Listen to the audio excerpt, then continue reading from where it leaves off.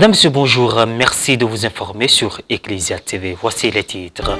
Une rencontre interreligieuse de prière pour la paix, la réconciliation et la cohésion sociale s'est tenue le mercredi 4 août 2021 à Niakara. L'occasion pour ces participants catholiques, évangéliques et musulmans de rappeler l'importance du dialogue interreligieux. Le point dans un instant. Et puis la superstar argentine Lionel Messi ne signera pas de prolongation de contrat avec le FC Barcelone qu'il quitte après plus de 20 ans passés sous le maillot Blaugrana, a annoncé le club catalan le jeudi 5 août 2021. Dans la nuit du mercredi 4 août 2021, une prière interreligieuse a été organisée par le préfet du département de Niakara, Madame Matene Ouattara. Marie Vierge de toi. Cette veille de prière s'est déroulée sur l'esplanade de la préfecture de Niakara. Tous ces croyants ont prié pour la paix, la réconciliation, la cohésion sociale, la conversion du peuple ivoirien et pour le bon déroulement de la célébration du 61e anniversaire de l'indépendance de la Côte d'Ivoire. Le temps de prière a été meublé par le passage des différentes confessions religieuses présentes. La communauté chrétienne catholique, la communauté musulmane et la communauté chrétienne évangélique. Les participants n'ont pas manqué de glorifier le nom de Dieu à travers des chants de louanges.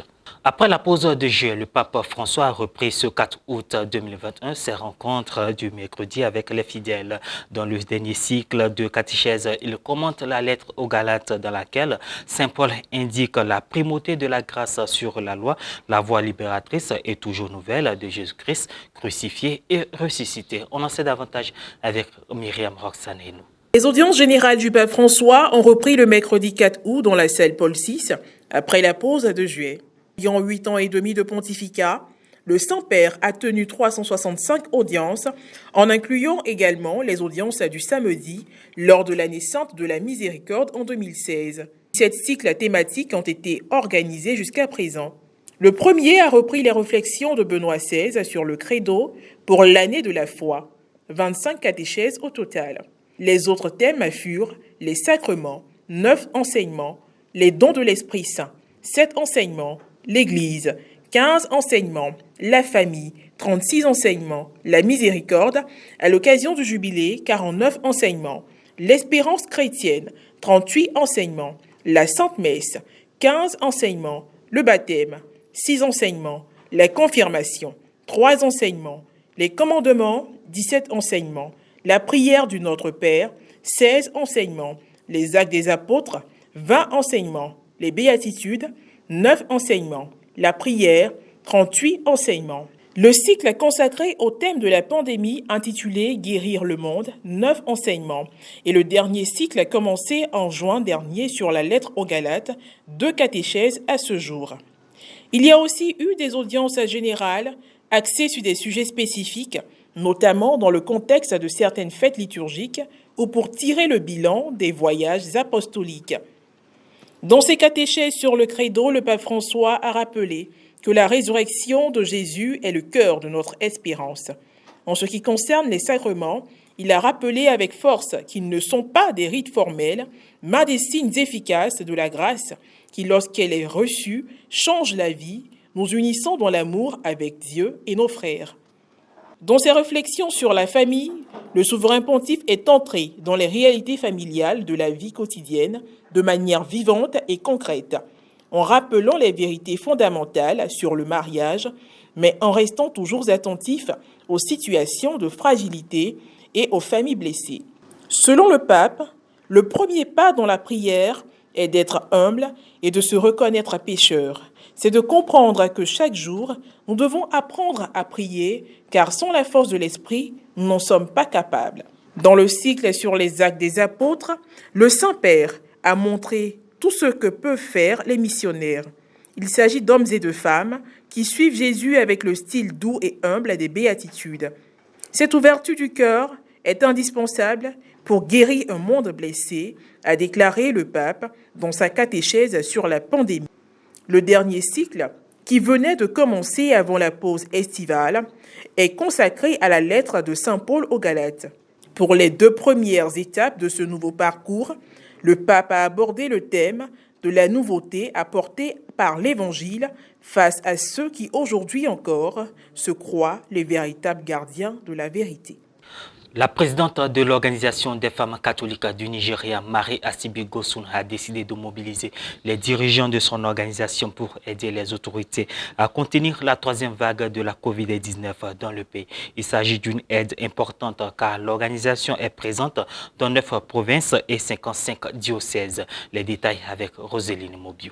Les présidents nationaux, provinciaux et diocésains de l'Organisation des femmes catholiques du Nigeria doivent se mobiliser pour sensibiliser et convaincre les gens, en particulier dans les paroisses, de maintenir les protocoles COVID-19 et d'autres interventions de santé publique telles que l'éducation sur le risque d'infection, la présentation aux tests si nécessaire et l'acceptation de la vaccination, a déclaré Mary Ashibi Gonsum, présidente de la Catholic Women Organization Nigeria. La crainte de la troisième vague du COVID-19 est le début de la sagesse. Le taux d'infection augmente à nouveau. Nous devons faire tout ce qui est nécessaire pour éviter d'être infectés. Nous devons être en contact permanent avec nos dirigeants au niveau des diocèses, des doyennés et des paroisses pour nous assurer qu'ils sensibilisent leurs membres à la troisième vague du virus et à la nécessité de rester en sécurité, a-t-elle affirmé. Faisant référence aux craintes de ceux qui ne veulent pas se faire vacciner et aux questions légitimes sur l'efficacité et la sécurité du vaccin, la présidente du Siwan a conseillé aux femmes de se méfier de la désinformation en recherchant plutôt des informations objectives et de se précipiter pour recevoir le vaccin. Enfin, elle a prié pour le rétablissement des personnes touchées par le virus, ainsi que pour les agents de santé et autres professionnels en première ligne dans la lutte contre le virus. Parlons sport dans cette édition. L'histoire d'amour entre Lionel Messi et le FC Barcelone prend fin après plus de 20 ans d'union et de succès. Le club catalan a annoncé le jeudi que l'attaquant argentin n'allait pas prolonger son contrat qui arrivait à échéance en juin dernier, âgé de 34 ans. Le septuple Ballon d'Or qui vient de remporter la Copa América avec l'Habit Céleste sort d'une saison compliquée en Catalogne entre déboires sportifs et différents avec sa direction.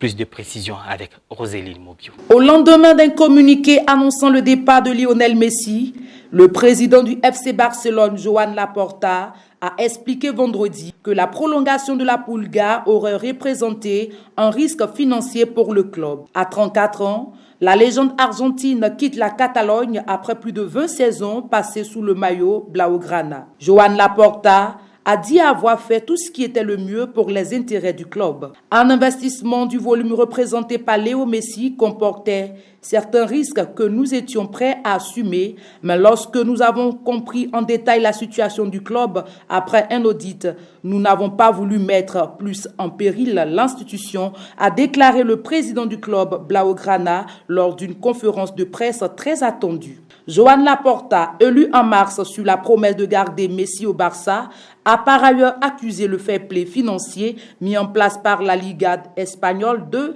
l'avoir empêché d'atteindre ce but. Léo Messi, qui quitte le Barça après plus de 20 ans de vie commune, a d'autres propositions, a ajouté le dirigeant, sans révéler quel club courtisait le joueur. Selon certains médias spécialisés, son entourage serait en contact avec le PSG et ses dirigeants qataris. En fin de contrat, en juin dernier, le sextuple Ballon d'Or se retrouve à 34 ans libre de signer où il veut.